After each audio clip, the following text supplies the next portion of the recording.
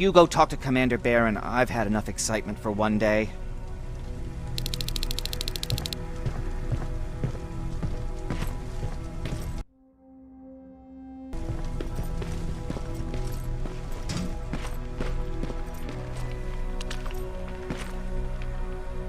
Wasn't expecting to find you here. You always seem to be out these days. Yeah, that's true. Lately I've been making extra runs to stock up on resources. The truth is, I was even thinking about leaving. But right now, I'm just waiting for my team to head back to downtown to look for other survivors. Let's hope there still are some. Is there something on your mind? Actually, I have a secret to tell you. You've a fan. Patrick really looks up to you. It's good for him to have a role model. And I don't think he could have chosen better. I don't think I'd make for a good role model. I never knew Jacob Rivers could be so coy. Be proud, you're a hero. The Resistance owes you a lot. And so do I. If you hadn't found us back in Pasadena, I don't know what would have happened. Well, actually I do. Exactly what the others said would happen. People were talking about the Annihilation Line months before it came. My father, of course, tried to turn it all into a joke. But what did you think about it? I didn't know what to think. Travelers would bring all sorts of gossip with them. But this kept coming back. When Patrick asked me if I was scared, I lied and said that I wasn't. You could feel the mood change at the house. The community my father tried to build started falling apart. Fewer and fewer people were coming by, and if they did, they weren't always friendly. We started to notice things going missing. Little things at first. People got nervous, and with time, it even got to my father. What do you mean? Well, for one thing, he stopped making jokes. It had never been as quiet at the house as it had been back then. After a while, my father changed the sign from welcome to beware.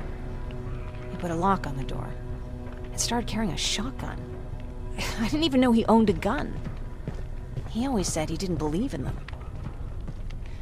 I wanted us to leave our house and run, but he didn't want to listen. Said it was the only place he could keep us safe. Thanks for letting me spill my guts like that. I see that Patrick's doing better. He is. He's a fighter. Certainly has more courage than I do. Why did you want to leave? In the face of what's going on now, it will sound stupid, but it just got to be a bit much, you know? With Patrick hurt, I started to wonder if I'm even doing him any good by sticking around. I've been trying to protect him all this time, but I couldn't. I've proven that much already. First in Pasadena, then at our hideout. I was thinking that maybe he'd be safer here at the shelter.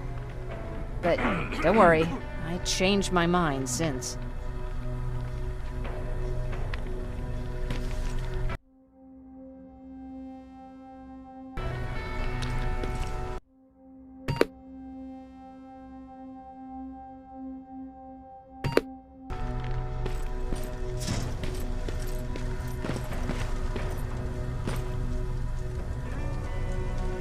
Hey, glad to see you alive. Thanks for sticking your neck out for us. I wanted to tell you that, you know, just in case. Hey, are you alright? We just got the news about the attack. They're getting closer, aren't they?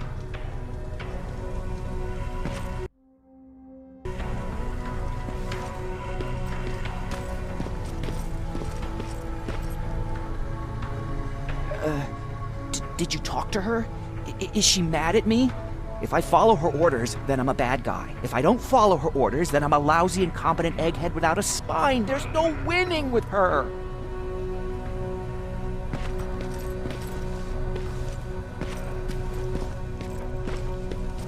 Lay still. Don't move.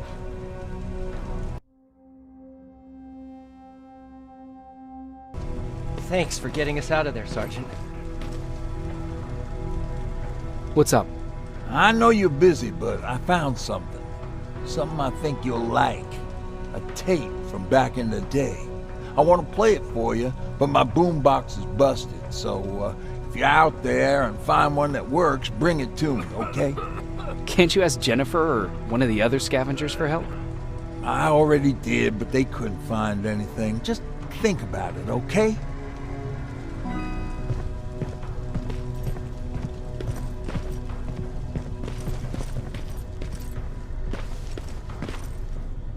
Jacob, What's on your mind? ever since you asked me about Peter, I can't stop thinking about him. Like a teenage girl. That's your fault, young man. Have you tried looking for him? I've looked for him for a while. I went to the place where we said we'd meet if we ever got separated. But he wasn't there. Maybe it's stupid. Maybe I should stop thinking about him. He's probably dead by now. God knows he can't take care of himself. Do you want to find him? Sometimes I think I should drop everything and go. I would get an earful from Baron, but she's nothing I can't handle.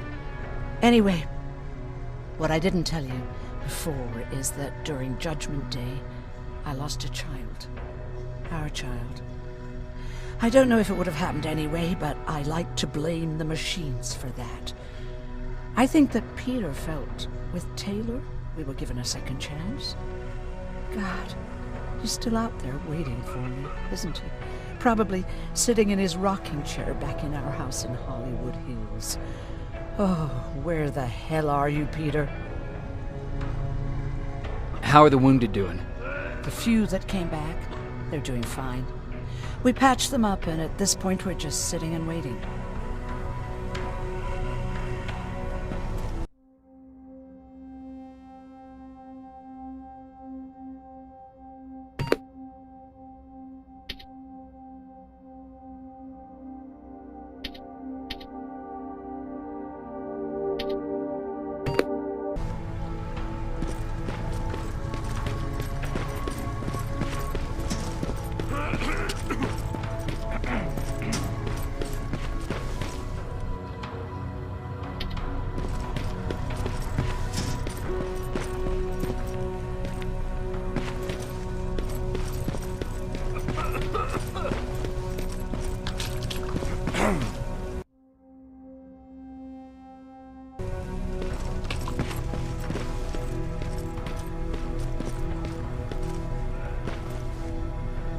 Rivers, you want to explain to me what the hell happened? We lost downtown. I know that much. But how's that possible? What happened to our defense systems? Alvin says one of our soldiers came with an order directly from you to reset the target settings for non-lethals. He said what? Alright. This is what I want you to do. Find whoever is responsible for sending that order. All the messengers have GPS tracking, so we're keeping tabs on their location. Find them and bring them to me. Understood. And Rivers, despite what I might say about our resident egghead, I truly have a hard time believing that my men are incompetent. So expect the unexpected. And you know what I mean by that. Do you think the infiltrator's back? We won't be sure until you find those messengers and confirm my suspicion. Now that you mention it... What? One of our soldiers said that it looked as if one of our guys led Skynet's attack. That only supports my case.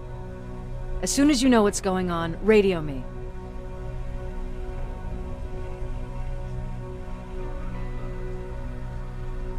Who's Perry? You mentioned him before. The best soldier I ever fought beside. He was the one who brought me into the Resistance. It's actually a funny story. Years ago, when I was just a kid, I saw a Skynet drone attacking some guy. Without thinking, I grabbed a rock and jumped on it. The guy was screaming the whole time while I beat the metal to the ground. Only when I was done did I realize he was trying to stop me. You killed a drone with a rock? I was young and stupid. Thank God the drone wasn't really armed, otherwise I wouldn't be here to tell you the story. He was a resistance scientist, and that drone was one of his projects. So you can imagine he wasn't too happy when I smashed it to pieces. But he wasn't alone. There was this huge guy with a rifle on his shoulder, almost choking with laughter. I sure made his day. Way to make a good first impression. Sure is. That scientist later told me that was the first time he ever heard Perry laugh. Somehow, Perry and I connected. He taught me how to channel my anger and get it under control. He introduced me to Connor, and that's how I got to the 132nd. Whatever happened to the scientist? He was always doing his experiments, trying to outsmart Skynet. One day he fucked up, and because of that, he's no longer with us. I'd never thought I'd be reminiscing about the day I met them. This may come as a surprise to you, but it was the first metal I ever destroyed.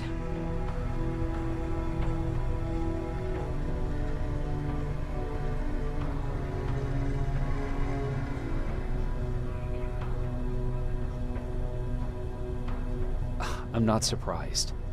You were still just a kid. That doesn't mean I didn't have a kill count back then. It just consisted of people. But that's a different story. You want me to break radio silence? They have a head start on us. At this point, we can't afford to lose any time.